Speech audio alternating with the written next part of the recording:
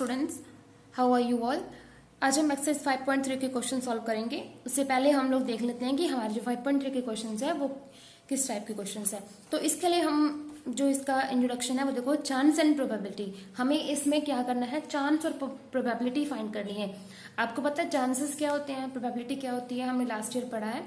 तो देखो, प्रोबेबिलिटी होती है किसी काम के होने की, किसी भी वर्क के होने की क्या होती है, प्रोबेबिलिटी मतलब संभावना होती है। ठीक है, कि कोई काम है वो कितना हो सकता है। ठीक है, तो जैसे हम बोल सकते हैं जैसे बारिश हो सकती है या नहीं हो सकती, तो ये क्या है, हमारी चांस अपने क्या होती है, संभावनाएं होती है, यानी प्रोबेबिलिटी होती है। चांस मतलब कुछ चीज, जैसे हम एक कॉइन को थ्रो करते हैं, सिक्का जो होता है जब अपने इसको थ्रो करते हैं तो उसके दो साइड होती है, तो दोनों में से कोई भी एक आने की क्या होती है, प्रोबेबिलिटी होती है। तो उस तरीके से हम आउटकम फाइंड करेंगे यहाँ पे, और फिर हम उसकी प्रोबेबिलिटी फाइंड करेंगे, टोटल आउटकम। और फिर हम जो हमारे पास आउटकम आई है वो क्या है, वो उन दोनों का रेशियो क्या होता है, प्रोबेबिलिटी होता है। ठीक है, तो चलिए हम इसके क्वेश्चन सॉल्व करते हैं, इससे आपको पता लग जाएगा। देखो, हमारा फर्स्ट क्वेश्चन है, list the outcome you can see in this experiment. हमें आउटकम फाइंड करनी है, पहले प्रोबेबिलिटी फाइंड नहीं करनी, हमें सिर्फ आउटकम फाइंड करनी है। देखो, हमारा पहला है स्पिनिंग अ व्हील। ये हमारे पास एक व्हील दे रखा है और इसमें हमें कुछ डिजिट्स गिवन है, अल्फाबेट गिवन है ABCDA। इसमें हमें आउटकम फाइंड करनी है, आउटकम कितनी आएगी। देखो, यहाँ पे हमारे पास आउटकम मीन्स क्या होता है कि हम जब इसको स्पिन करेंगे तो हमारे पास क्या क्या आ सकता है। तो देखो, फर्स्ट जो हमारा है, इसका फर्स्ट का जो A है, देखो इसमें हमारे पास कितनी आ सकती है, A, B, C और D। हमारे पास 4 आउटकम आ सकती है। समझ आया कैसे, जब अपने इसको स्पिन करेंगे या तो B आएगा या C आएगा या D आएगा। अब दो आपका A जो आपका 2 टाइम आ रहा है, तो इससे कोई फर्क नहीं पड़ता, आउटकम तो आपकी A ही आएगी। ठीक है, 2 बार लिखा हुआ है लेकिन आ तो A सकती है।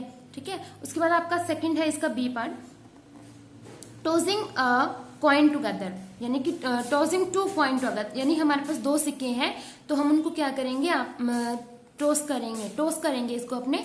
तो इससे क्या आएगा, देखो हमारे पास हेड और टेल 2 आउटकम होती है एक सिक्के की, या तो हेड आएगा या टेल आएगा। अब हमारे पास क्या है, 2 कॉइन्स है, तो इसके लिए हमारे पास आउटकम क्या बनेगी, या तो दोनों में हेड आएगा या दोनों में टेल आएगा, या एक में हेड और एक में टेल और एक में टेल या हेड, यानी कि हमारे पास टोटल कितनी आउटकम्स आएगी, 4 आउटकम्स आएगी। ठीक है, आई होप आपको समझ में आ गया ये क्वेश्चन। इसके बाद हम सेकंड क्वेश्चन करते हैं, when a die is thrown list the outcome of event of getting. जब हम डाई को थ्रो करते हैं तो हमारे पास जो आउटकम्स आती है तो वो कितनी आती है, या तो 1, 2, 3, 4, 5 और 6। ये हमारे 6 नंबर इस तरीके से उसके फेसेस पे लगे होते हैं, तो ये आपके आउटकम्स आ सकती है। तो इसने क्या बोला है कि आपको सिर्फ बताना है कि प्राइम नंबर ही आए, उसकी आउटकम बतानी है आपको। देखो, इनमें से प्राइम नंबर कौन सा है, 2, 3 एंड 5। तो फर्स्ट का जो इसका पार्ट है, फर्स्ट पार्ट है जो इसका प्राइम नंबर, उसकी आउटकम क्या आएगी, 2, 3 एंड 5। अब सेकंड देखो, नोट अ प्राइम नंबर नहीं आएगा, तो प्राइम नंबर कौन सा नहीं है, 1, 4 और 6 प्राइम नंबर नहीं है। ठीक है, इस तरीके से आपको ये फाइंड करना है इसका।